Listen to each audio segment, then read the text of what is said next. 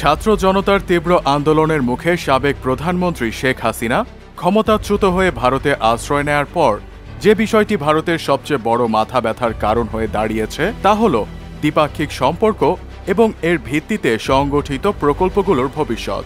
ভারতের প্রথম সারির অর্থনৈতিক পত্রিকা দ্য ইকোনমিক টাইমসের গত ২৭ আগস্টের এক রিপোর্টে জানানো হয়, ভারতের ৫টি বিদ্যুৎ সংস্থার বাংলাদেশের কাছে মোট বকেয়া অর্থের পরিমাণ ১ বিলিয়ন বা ১০০ কোটি ডলার ছাড়িয়ে গেছে। এর মধ্যে একা আদানি পাওয়ারেরই ৩০ জুন ২০২৪ তারিখ পর্যন্ত ৮০ কোটি ডলার পাওনা ছিল বলে বলা হয়। এই সংস্থাটি ঝাড়খণ্ডের গোড্ডায় অবস্থিত। তাদের তাপবিদ্যুৎ কেন্দ্রের উৎপাদনের পুরোটাই বাংলাদেশে রফতানি করে থাকে। এছাড়াও এসিআইএল এনার্জি, পিটিসি ইন্ডিয়া, এনটিপিসি ও পাওয়ার গ্রিডের মতো আরও বিভিন্ন সংস্থারও বাংলাদেশের কাছে কোটি কোটি ডলার পেমেন্ট বাকি রয়ে গেছে বলে ওই রিপোর্টে জানানো হয়। বাংলাদেশের রাজনৈতিক অস্থিরতা যে এই অর্থ পরিশোধের সম্ভাবনাকে ব্যাহত করতে পারে সেই আশঙ্কার কথাও উল্লেখ করা হয়েছিল উক্ত প্রতিবেদনে। ইতোমধ্যে ভারতের পররাষ্ট্র মন্ত্রণালয়ের মুখপাত্র রণধীর জয়সওয়ালও জানিয়েছে, গত ৫ আগস্টের পর থেকেই বাংলাদেশ ভারতের প্রায় সব দ্বিপাক্ষিক প্রকল্পের কাজ থমকে গেছে। কর্মীরাও অনেকে ভারতে ফিরে আসতে বাধ্য হয়েছেন। পরিস্থিতি সঠিক অর্থে স্বাভাবিক হলে এই প্রকল্পগুলোর কাজ যে চট করে আবার শুরু হচ্ছে না সেটাও জানিয়ে দিয়েছেন তিনি। জানা যাচ্ছে এরই মধ্যে রামপালের মৈত্রী তাপবিদ্যুৎ কেন্দ্র বা নুমালীগড় পার্বতীপুর জ্বালানি পাইপলাইনের মতো বহু প্রকল্পের ভবিষ্যৎও অনিশ্চিত হয়ে পড়েছে।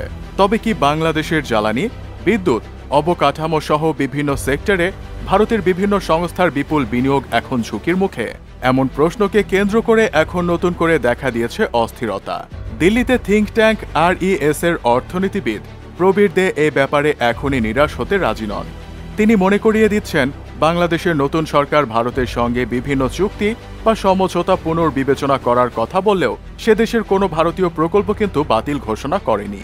তিনি বলেন, তাছাড়া এই ধরনের বিনিয়োগে সবসময় একটা সভারেইন গ্যারান্টি বা সার্বভৌম নিশ্চয়তার আওতায় থাকে, অর্থাৎ প্রকল্প বাতিল করা হলে রাষ্ট্রের ওপর সেই ক্ষতি পুষিয়ে দেওয়ার দায় বর্তায়।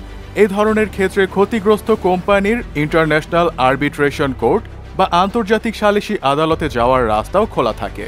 বছর কয়েক আগে মালদ্বীপ যখন তাদের দেশের প্রধান বিমানবন্দরটির পরিচালনার ভার একটি ভারতীয় কোম্পানির হাত থেকে ছিনিয়ে নিয়েছিল, সেই সংস্থাটি সিঙ্গাপুরে আন্তর্জাতিক সালিসিতে গিয়ে বিপুল অঙ্কের ক্ষতিপূরণও আদায় করতে সক্ষম হয়।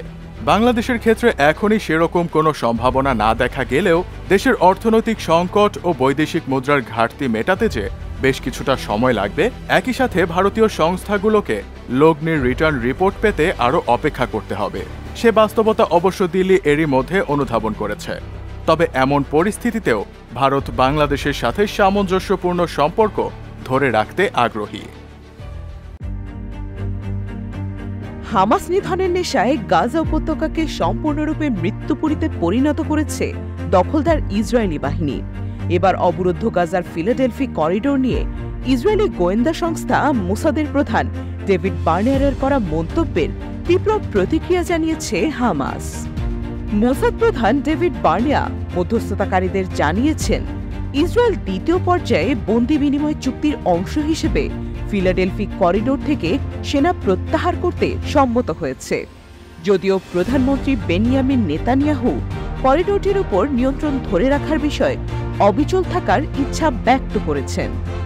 এরই ধারাবাহিকতায় ফিলিস্তিনি স্বাধীনতাকামী সংগঠন হামাসের একজন শীর্ষ নেতা সংবাদ মাধ্যম আল মায়াদিনকে বলেন, বার্নিয়া মধ্যস্থতাকারীদের জানিয়েছেন যে ইসরায়েলি বাহিনীকে চুক্তির দ্বিতীয় পর্যায়ে ফিলাডেলফি করিডোর থেকে সরিয়ে নেওয়া হবে, যা হামাসের পক্ষ থেকে কোনো অবস্থাতেই গ্রহণযোগ্য নয়। হামাসের এই নেতা জানান, হামাস চায় যে দখলদার বাহিনী প্রথম পর্যায়ে ফিলাডেলফি করিডোর থেকে তাদের সেনা প্রত্যাহার করুক, কারণ চুক্তির দ্বিতীয় পর্যায়ে পৌঁছানোর জন্য কোনো নির্ভরযোগ্য গ্যারান্টি নেই। আবার এদিকে ইসরায়েলি চ্যানেল 10 জানিয়েছে, যুদ্ধবিরতি ও জিম্মি বিনিময় চুক্তি নিয়ে যুক্তরাষ্ট্র, মিশর এবং কাতার একটি বিস্তারিত পরিকল্পনা প্রস্তুত করছে, যা সম্ভবত এই সপ্তাহের শেষে মার্কিন প্রেসিডেন্ট জো বাইডেনের বিবৃতির মাধ্যমে প্রকাশ করা হবে। অন্যদিকে মধ্যস্থতাকারীদের একটি সূত্র জানিয়েছে, নেতানিয়াহু সরকার মূলত চুক্তির প্রথম পর্যায়ে ফিলাডেলফি করিডোরে ইসরায়েলি সেনার উপস্থিতি বজায় রাখার জন্য জোর দিয়ে চলছে। যার মধ্যে সেনার সংখ্যা কমানোর বিষয়টিও অন্তর্ভুক্ত রয়েছে এবং দ্বিতীয় পর্যায়ে সম্পূর্ণ সেনা প্রত্যাহারের বিষয়টি পরিকল্পিত। কিন্তু নেতানিয়াহুর কার্যালয় জানিয়েছে ইসরায়েলি মন্ত্রিপরিষদ এখনও চুক্তির দ্বিতীয় পর্যায়ের কোনো বিষয় নিয়ে আলোচনা করতে বাধ্য নয়। এ বিষয়ে ইসরায়েলের মাকান চ্যানেল ওয়েবসাইট জানিয়েছে যে যুক্তরাষ্ট্র, মিশর এবং কাতার সম্প্রতি যুদ্ধবিরতি এবং বন্দি বিনিময় নিয়ে একটি কাঠামো তৈরি করতে গুরুত্বপূর্ণ আলোচনা শুরু করেছে, তবে এর দীর্ঘমেয়াদী কোনো পরিকল্পনার তথ্য এখনও সামনে আসেনি। তবে ইসরায়েলি সাইটটি জানিয়েছে মধ্যস্থতাকারীরা আগামী শুক্রবারের মধ্যে প্রেসিডেন্ট বাইডেনের মাধ্যমে মৌলিক বিষয়গুলো প্রকাশ করার পরিকল্পনা করছে। মাকান চ্যানেল একটি মিশরীয় সূত্রের উদ্ধৃতি দিয়ে বলেছে, নেতানিয়াহু কেবল নিজের স্বার্থেই ইসরায়েলকে ক্ষতিগ্রস্ত করতে প্রস্তুত।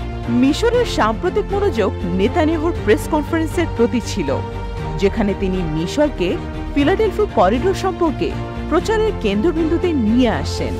এটি মিশরীয়দের পক্ষ থেকে যথেষ্ট আপত্তিকর মনে করা হয়েছে।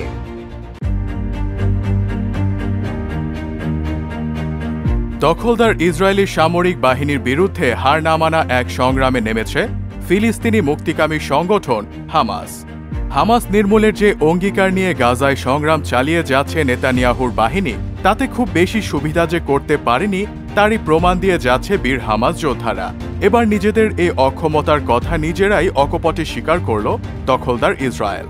সম্প্রতি ইহুদিবাদী ইসরায়েলের যুদ্ধবাজ প্রধানমন্ত্রী বেনিয়ামিন নেতানিয়াহুর যুদ্ধ বিষয়ক মন্ত্রিসভার সাবেক সদস্য গাদি আইসেনকোট স্বীকার করেছেন যে ইহুদিবাদী ইসরায়েল এখন পশ্চাৎপসরণে রয়েছে।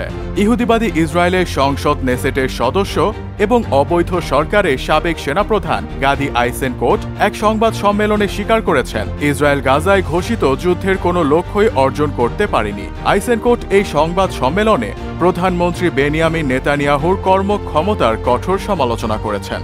ইসরায়েলের ডিফেন্স ফোর্সের সাবেক চিফ অফ স্টাফ বেনি গ্যান্টস এ প্রসঙ্গে বলেছেন, নেতানিয়াহু তার নিজস্ব রাজনৈতিক পরিস্থিতি নিয়ে ব্যস্ত এবং দক্ষিণ ইসরায়েলের অধিবাসীদেরকে বাড়িতে ফিরিয়ে দেওয়ার বিষয়ে তিনি চিন্তা করেন না। তিনি উদ্দেশ্যমূলকভাবে প্রথম চুক্তিসহ বন্দি বিনিময় চুক্তিগুলোকে জিম্মি করেছিলেন। নেতানিয়াহু কখনোই জিম্মিদের জীবিত ফিরিয়ে আনার বিষয়ে সামান্যও চিন্তিত নন, বরং তিনি তার রাজনৈতিক ক্যারিয়ারে টিকে থাকার বিষয়ে বেশি উদ্বিগ্ন। নেতানিয়াহুর বিরোধীদের মতে গাজা যুদ্ধ বন্ধ এবং ইহুদিবাদী বন্দীদের বিনিময়ের লক্ষ্যে যুদ্ধবিরতি চুক্তিতে পৌঁছাতে এই যুদ্ধবাজ নেতা এখনও প্রধান বাধা। সাম্প্রতিক দিনগুলোতে দখলকৃত অঞ্চলের বিভিন্ন শহরে নেতানিয়াহুর নীতির প্রতিবাদে ইসরায়েলের বাসিন্দারা বিক্ষোভ করছে। পশ্চিমা দেশগুলোর পূর্ণ সমর্থন নিয়ে ইহুদিবাদী ইসরায়েলের শাসক গোষ্ঠী গত 7 অক্টোবর গাজা উপত্যকা এবং জর্ডান নদীর পশ্চিম তীরে অরক্ষিত এবং নির্যাতিত ফিলিস্তিনি জনগণের বিরুদ্ধে নির্মম গণহত্যা শুরু করে। হামলার আগে ইসরায়েলের শাসক গোষ্ঠী যে লক্ষ্য উদ্দেশ্য নির্ধারণ করেছিলেন গত 11 মাসের যুদ্ধে এখনো পর্যন্ত তা অর্জন করতে পারেনি। সর্বশেষ প্রতিবেদন অনুযায়ী গাজায় ইহুদিবাদী শাসক গোষ্ঠীর হামলায় 40,000-এর বেশি ফিলিস্তিনি নিহত হয়েছে। এছাড়া 94,000-এর বেশি নিরীহ ফিলিস্তিনি আহত হয়েছে।